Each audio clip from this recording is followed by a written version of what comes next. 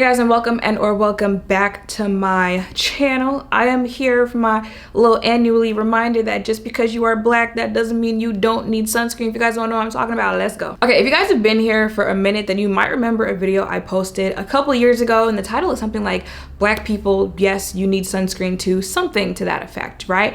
Baby. And I mean, the gist of the video was, hey, you still need sunscreen, even if you are of a deeper complexion.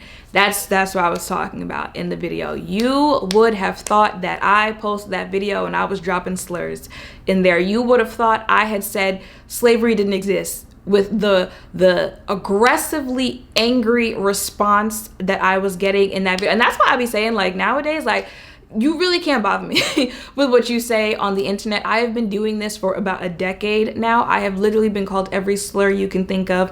I've been called every insult you can think of from every race, right? We're not just saying, oh, it's not, no, from black people as well.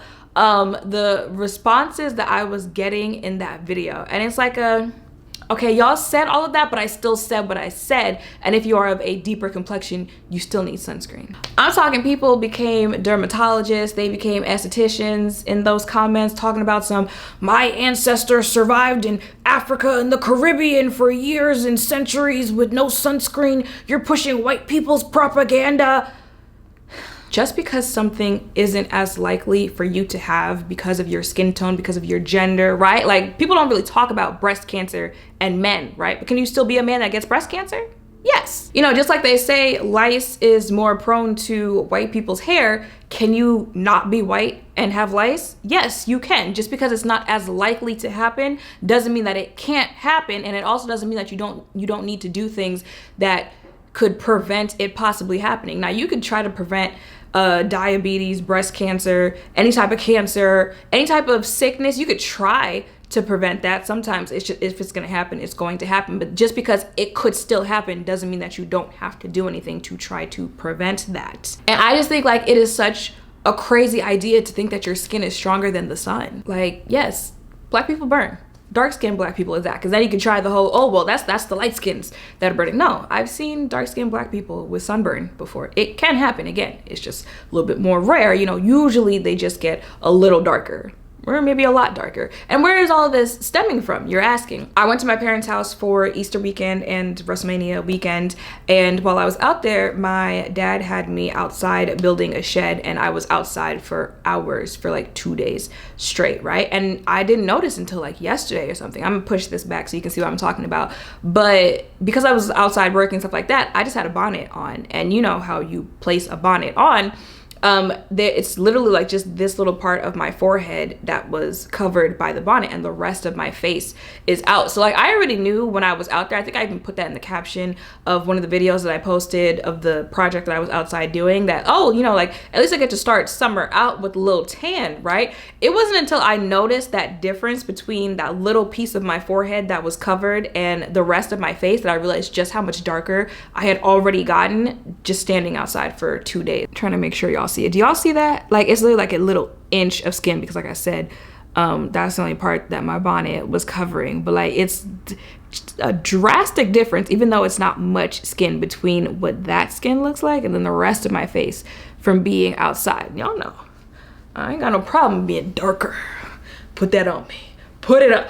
But like I said, it's just like knowing I was outside and like my skin changed that much, and I didn't have no sunscreen on. That has me a little And this is kind of off topic, but you know, TT's getting old, and y'all know older people, like, they love telling you one story within another story. So it's like, it's kind of unrelated, but it's related.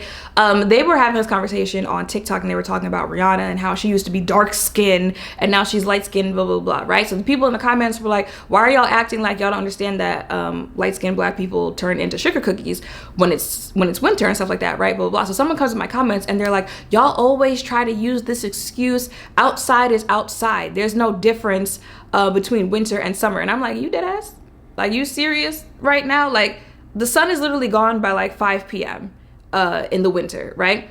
Like, that's why it's the depressive season. That's why people are more likely to experience depression and have those type of thoughts, because they are not getting natural vitamin D from being outside, from seeing the sun as long as as long as they could, like when it's summer. So like I said, the sun goes down sooner, it's cold, so people they're not going to picnics and mixers and this, that, and the third, where they're going to be outside in the sun. Like, they were trying to argue outside is outside, and the sun during the winter is no different than the sun in the summer. And it was like, you're literally experiencing it more at one time. You literally see the sun more during this. Okay, you're outside more. But the point of that is you need to have certain conversations to understand why people don't understand how this works. Like, you really said that out loud, and you really think that, like, y'all think the sun is a game,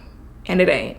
It really ain't. But yeah, seeing that spooked me, and realizing that I didn't have any sunscreen throughout that entire time spooked me a little bit as well. So that's why I was like, let me do a video talking about sunscreen again, putting that reminder out there that yes, you as well need sunscreen.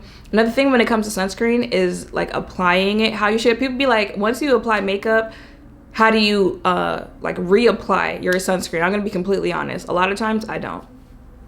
A lot of times I'm being honest, a lot of times I don't. And sometimes if I do, it'll be like those like spray on sunscreen, and I just spray it on over the makeup. It is going to do whatever it's going to do. A little bit of something is better than nothing. Now, another thing when it comes to sunscreen and deeper complexions is a lot of times people will not like sunscreen because once you mix the chemicals in sunscreen and then you put it on deeper complexions, yeah. Y'all know when Fenty put the SPF in a tinted version so it could look more skin-like-ish.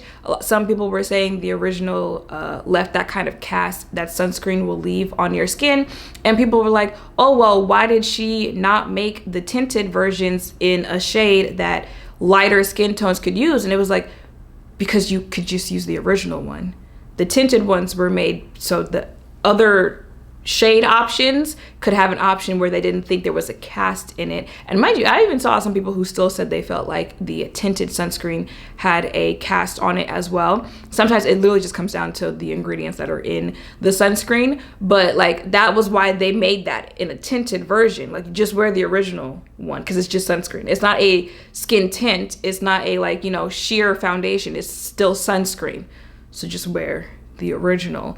Deeper complexions, a lot of times, depending on the sunscreen that you're trying to use, it can end up looking purple on your face. And you know what? Sometimes I'm okay with that. Honestly, like, I've tried sunscreen for the first time sometimes, and I'm like, all right, looking a little, was it Grimace? Which one am I thinking of Grimace? And it's like, you know what? I'm just running to the store. I don't care. Is it going to protect me from the sun? Cool. But obviously, a lot of times, especially when I'll be wearing makeup and stuff like that, I can't have that. So let me show you two of my favorite sunscreens. And in the comments down below, let us know what are some of your favorite sunscreens, whether it's chemical sunscreen. I know y'all heard that. Right? This is the group projects. Help one, teach one, all of that down below. But my first one, I think, yeah, I was talking about this, I think, when I was recommending things for the Sephora sale. This is from Glow Recipe. It is their Watermelon Glow Dew Balm SPF 45. And I like this one because she's clear. I'm going to the gym after this, so I'm just going to put this on and then head out. But it is a clear sunscreen. So this is the one that you see me using underneath makeup, and, or maybe I was talking about this in the video of skin prep before makeup. And another thing about it being clear is you can keep putting it on and on and on, because again, you want to make sure that you put on enough sunscreen that you're actually protecting something. So you can just, you know, keep rolling, and it's not going to look caked up on your face. You might look a little shinier, but, you know, I feel like I'd rather look shiny than dry. So there's that. So I've been rolling for a little minute now, and I'm still putting it on. And then after that, just, you know, give her a little blend out. And then the other sunscreen that I like for my face is the Kiehl's Better Screen UV Serum Sunscreen Broad Spectrum SPF 50 with collagen peptide. Helps visibly correct fine lines, uneven skin tone, and dull skin. This is also good under makeup. I like the other one just because, like I said, it's clear. It's just, you know, like visibly appealing. It's the one I prefer, but this is also good under makeup. Doesn't leave any cast or anything like that. And again, you can put on as much as you need with this one, and it's not going to make your face look crazy for sunscreen. And then when it comes to a sunscreen for the body, let me tell you, sunscreen for the body is actually like a little 2-for-1, a little cheat code, because, you know, again, use it year round, but especially in the summer, you know, that's when people want to be outside. They want skin glowing, body oils, all that stuff. If you put on sunscreen in combination with like lotion, body oil, I'm telling you, actually, I might still have that video. I'll insert it here. The way your skin glistens with sunscreen on the body. I haven't tried it, like I haven't purchased it, but I did try it in store. The only reason I haven't purchased it is because I told you I don't like how Sol de Janeiro products smell. I've tried the body mist, the lotions. I just don't like how they smell. But they have a body SPF that I saw someone on TikTok who was like, when people were like, oh, how are you glowing like that? They were using that as well. So don't sleep on sunscreen for the body if you want a glistening look to you. But the two that I have for the body, this is Native's sunscreen with zinc oxide SPF 30, and then this is from K-Skin. It is their Isle Nourishing Body Mist SPF 50, and I like the sprays just because it just makes it easier putting it on. It smells like lemons. What do you smell like? Cucumber? A little bit of both. But yeah, if you catch me outside this summer, because I will be outside this summer, and you see me glistening, just know it's that. And yeah, y'all, that is it for this video. Like I said, just a quick little PSA moment. Yeah, put that sunscreen on, okay? Thank you. Let me know in the comments down below what some of your favorite SPFs are. Make sure to thumbs up, comment, subscribe, your notification bells down below. Thank you all for watching. I'll see you in the next one. Bye.